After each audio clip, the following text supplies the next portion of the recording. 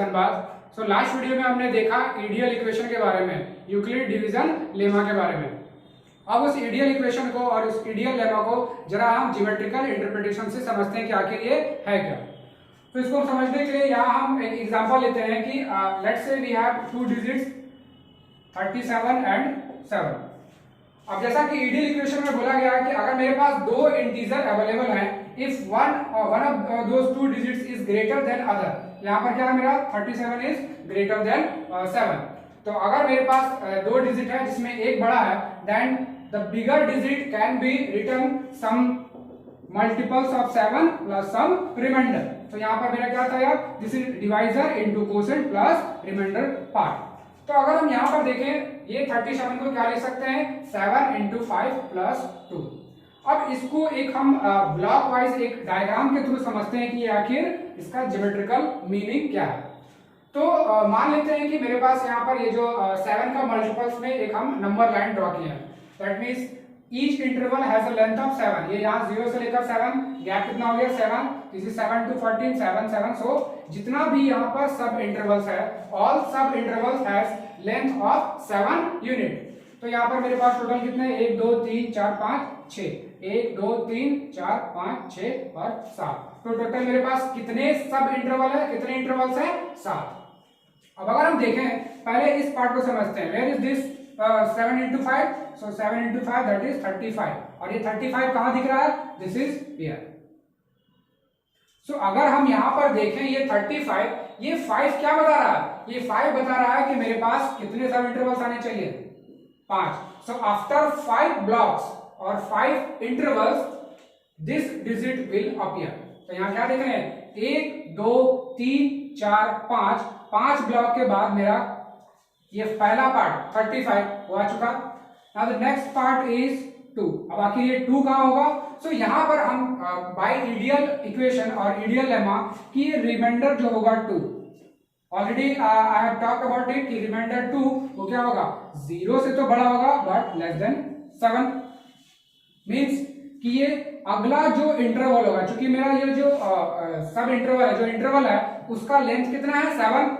तो जो मेरा 2 होगा, ये जो नेक्स्ट 2 होगा, ये इसी इंटरवल में कहीं पर लाई करेगा। That means between 35 to 42। तो अगर हम इसको जरा सा जूम कर लें, so this 35 here, this is 36 37, this and dot 42। तो अगर हम देखें जो मेरा जो नेक्स्ट रिमाइंडर पार्ट होगा, दिस रिमाइंडर पार्ट ये जो 2 यूनिट का लेंथ है, दैट इज 35 टू 36, कितना गैप हो गया 1 यूनिट का, और 36 से 37 ये भी कितना हो गया 1 यूनिट का। मींस यहां से यहां तक का गैप कितना हो गया 2 यूनिट। ठीक है, तो हम क्या देख रहे हैं कि ये जो मेरा 2 पार्ट है, ये जो आइडियल इक्वेशन के थ्रू ये जो 37 को हम 2 पार्ट में तोड़ रहे हैं, उसमें जो फर्स्ट पार्ट है ये क्या बता रहा है कि कितने इंटरवल्स के बाद ये मेरा फर्स्ट पार्ट आएगा।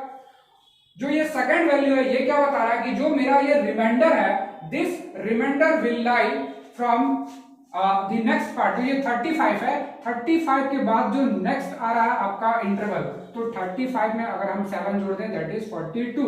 सो जो मेरा नेक्स्ट इंटरवल होगा कहां से कहां तक होगा 35 से 72। तो remainder will lie in this interval. तो ये कंफर्म हो जाएगा कि मेरा जो रिमाइंडर है वो इसी इंटरवल में कहीं बीच में होगा। So this is the geometrical interpretation of Euclid division lemma.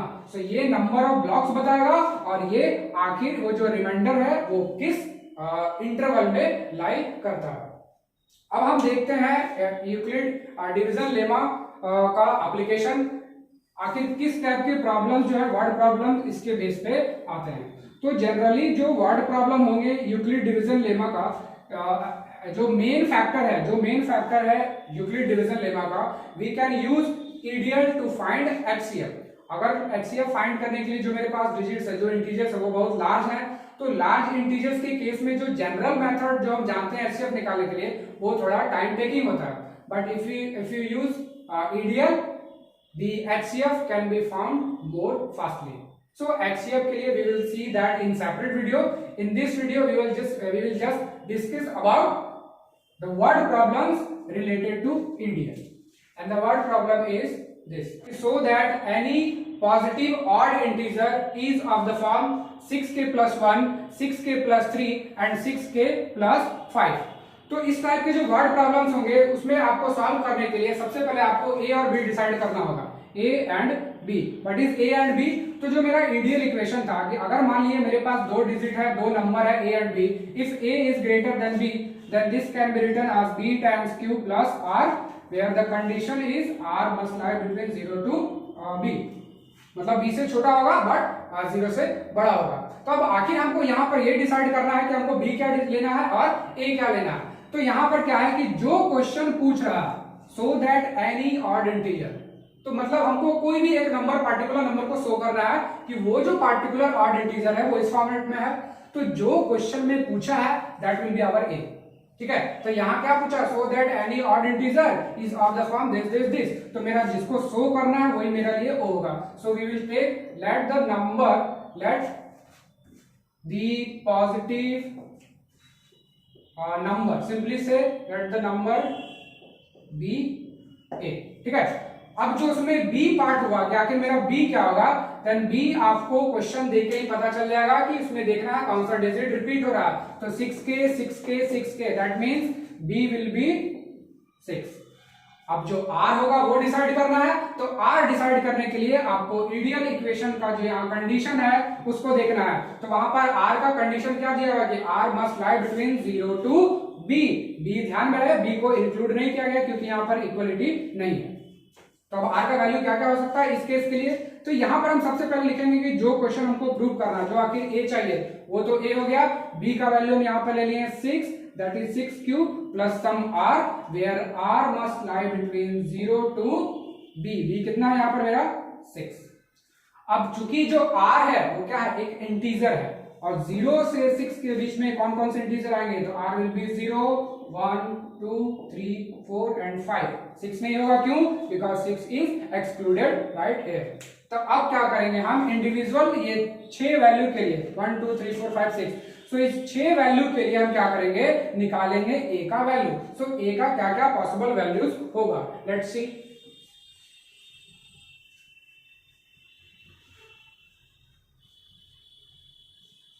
तो यहाँ पर मेरे पास a का वैल्यू क्या क्या पॉसिबल है। सबसे पहले अगर हम यहाँ पर कंडीशन लिखते जाए फॉर r इक्वल टू 0, मतलब अगर फर्स्ट केस लेते हैं, अगर मेरा r 0 है तो अगर r 0 है तो a क्या होगा 6q, because 6q plus 0 is 6q।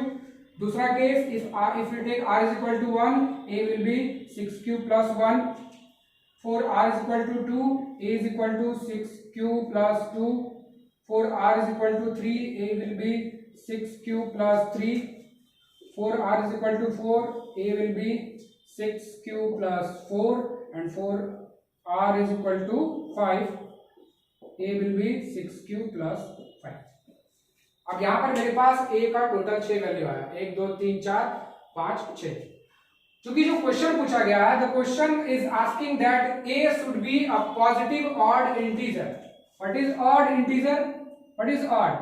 Any odd integer is of the form 2k plus 1, where k is 1 2 3 dot dot dot up to infinity। तो मतलब कोई भी किसी भी ऑड इंटीजर को हम लोग इस फॉर्मेट में लिख सकते हैं। एग्जांपल के लिए अगर मान लीजिए कि 5 है, 5 को क्या लिख सकते हैं 2 into 2 plus 1। मान लीजिए कि 7 लिखते हैं, लिखा 2 into 3 plus 1। So any odd integer can be written in this form. एक तो ये लॉजिक है जो आपको ध्यान में रखना है इसको प्रूव करने के लिए।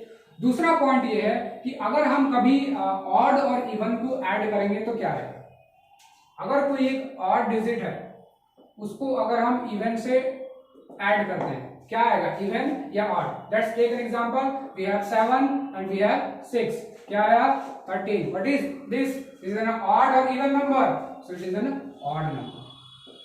तो मेरा जो अगर ऑड का इवन के साथ इंटरेक्शन का एडिशन करें तो क्या आएगा, मेरा फाइनल ऑड आएगा। तो यहाँ ये 2 पॉइंट है, इस पॉइंट को ध्यान में रखते हुए वी विल प्रूव दिस।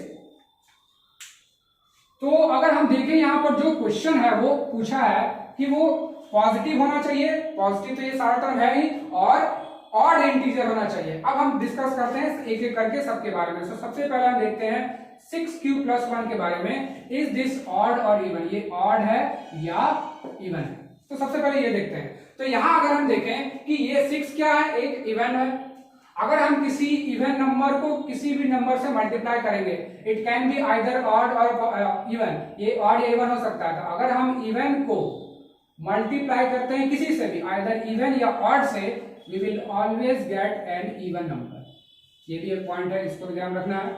तो यहाँ पर अगर हम चेक करें, even multiplied by any number will be even, so ये पूरा क्वांटिटी क्या होगा, एक इवन नंबर। और अगर हम इवन में 1 ऐड कर दें, 1 क्या है, एक ऑड नंबर, सो अगर इवन में ऑड ऐड करें, जो फाइनल मेरा क्या होगा, समथिंग ऑड।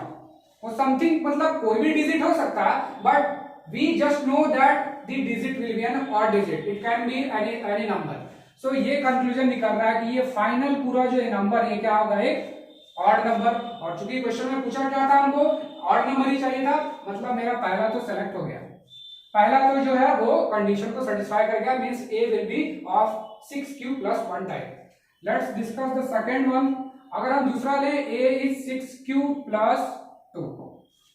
अब अगर हम इसको देख रहे हैं तो सबसे पहले हम देखेंगे कि अगर मेरे पास कोई पॉसिबिलिटी है कॉमन लेने का दोनों डिजिट में, तो सबसे पहले हम कॉमन ले लेंगे। तो अगर हम कॉमन लें, this will be 3q + 1।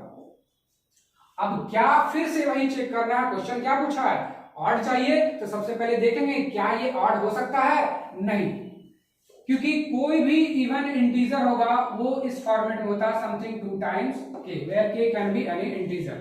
Means अगर किसी भी इंटीजर में अगर 2 फैक्टर आउट कर देते हैं, that integer will be always an even number, ये एक इवन नंबर है।